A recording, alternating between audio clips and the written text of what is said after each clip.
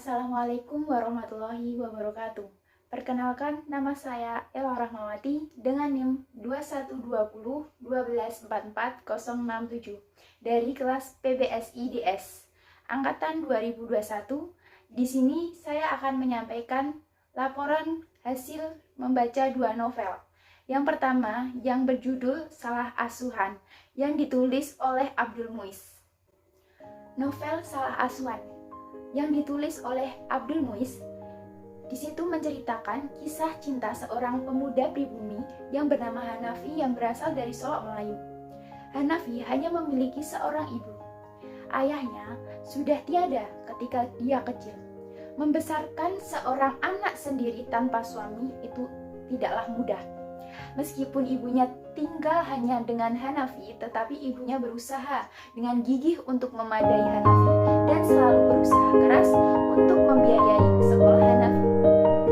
Pada saat bersekolah di HBS, Hanafi dititipkan pada keluarga Belanda. Pergaulan dan tingkah lakunya seperti seorang Eropa dan Hanafi sangat dekat dengan gadis Eropa yang bernama Cori. Cori ini anaknya Tuan Dua Dubus, gadis Indonesia campuran Belanda yang amat cantik parasnya.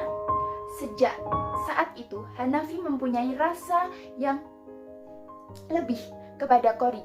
Hingga suatu hari, Hanafi memberanikan diri untuk menyatakan perasaan kepada Cori. Cori sebenarnya juga cinta kepada Hanafi, tetapi Cori marah kepada Hanafi karena Hanafi berani melakukan hal yang tidak sopan terhadapnya.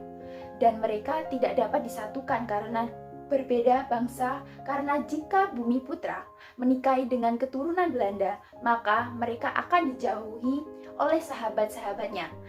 Untuk itu, Cori memutuskan untuk meninggalkan Hanafi. Ia pun pergi ke Betawi, melanjutkan pendidikannya yang sekaligus menghindari dari Hanafi. Mengetahui kenyataan tersebut, Hanafi merasa sangat terluka. Ia menjadi sakit-sakitan selama beberapa minggu. Ibunya yang mencemaskan Hanafi. Ia berniat mencarikan perempuan lain yang lebih baik daripada Cori. Gadis yang dijodohkan ibunya adalah Rapiah.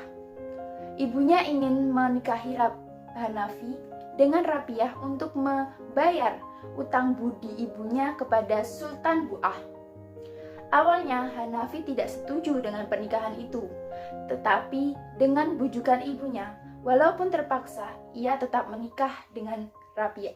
Pernikahan pun dilaksanakan yang dilandasi oleh keterpaksaan, tidak ada cinta kasih. Setiap harinya Hanafi selalu memaki-maki Rapiah, tetapi Rapiah hanya diam saja ketika dimaki oleh Hanafi suaminya. 2 tahun lamanya mereka dikaruniai seorang putra yang bernama Syafi'i. Meskipun begitu, rasa cintanya pada Rapiah tidak kunjung timbul. Hanafi masih saja sering membentak dan memukul Rapiah. Pada suatu hari, Hanafi mendapat musibah terkena gigitan anjing gila di pergelangan tangannya. Lalu berobat di Betawi. Di Betawi, Hanafi dipertemukan kembali dengan Cori. Pada saat itu, Cori sudah mempunyai suami. Meskipun begitu, Cori mau diajak jalan-jalan dengan Hanafi. Pada suatu ketika, Hanafi menikahi dengan Cori karena rasa ibanya Cori mau menerima Hanafi, walaupun setelah itu dijauhi oleh sahabat-sahabatnya. Hanafi mengirim surat pada ibunya ke kampung bahwa dia ingin menceraikan Rapiah. Ibu Hanafi dan Rapiah sangat sedih. Tetapi walaupun Hanafi seperti itu, Rapiah tetap sabar dan tetap tinggal dengan ibu Hanafi.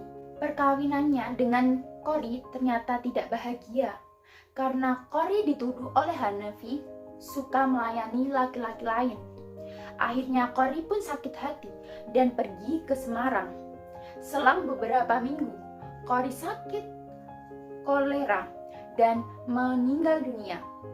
Hanafi sangat menyesal telah menyakiti hati Cori dan sangat sedih atas kematian Cori.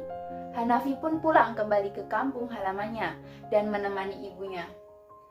Kemudian Hanafi sakit karena kata dokternya dia minum sublimat 6 pil untuk mengakhiri hidupnya dan akhirnya meninggal dunia. Lalu yang kedua yang berjudul Student Hijau yang dituliskan oleh Mas Marco Cardicromo. Novel ini dimulai ketika ayah Hijau, Raden Potronojo, berencana menyekolahkan Hijau ke Belanda dengan harapan bisa mengangkat derajat keluarga yang berasal dari kalangan pedagang.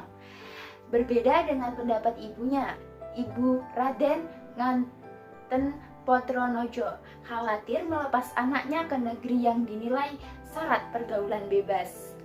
Ketika bersekolah di Belanda, mata Hijau terbuka melihat kenyataan yang tidak sesuai dengan ia bayangkan. Di sana ternyata sama saja seperti Hindia Belanda. Ada orang yang menjadikan majikan, ada orang yang menjadi jogos, ada yang jahat, dan ada pula yang baik. Hijau menikmati sedikit hiburan ketika dirinya merintah orang Belanda di hotel, restoran, atau di rumah yang ia tumpangi, di mana hal ini mustahil dilakukan Hindia Belanda. Hijau yang kutu buku terkenal punya sikap dingin dan dapat julukan Pedito. Akhirnya pun terlibat hubungan seksual di luar nikah dengan Betsy, putri sang pemilik rumah yang ia tumpangi selama ia studi di Belanda. Hijau yang mengalami pertentangan batin karena melakukan aib dan mendapat surat panggilan untuk pulang ke tanah Jawa. Pada akhirnya Hijau pun bersedia untuk kembali ke tanah Jawa dan memutus tali cintanya pada Beji. Kemudian situasi menjadi rumit ketika berjodohan dengan Raden Ajeng Biru yang masih sanak keluarga, meskipun Hijau sesungguhnya terpikat oleh Raden Ajeng Wungu yang merupakan putri dari Raden Jarak yang sangat cantik. Namun pada akhirnya cerita perjodohan berubah. Hijau menikah dengan Ungu, sedangkan Biru dengan Raden Mas Wardojo, kakak laki-laki Ungu.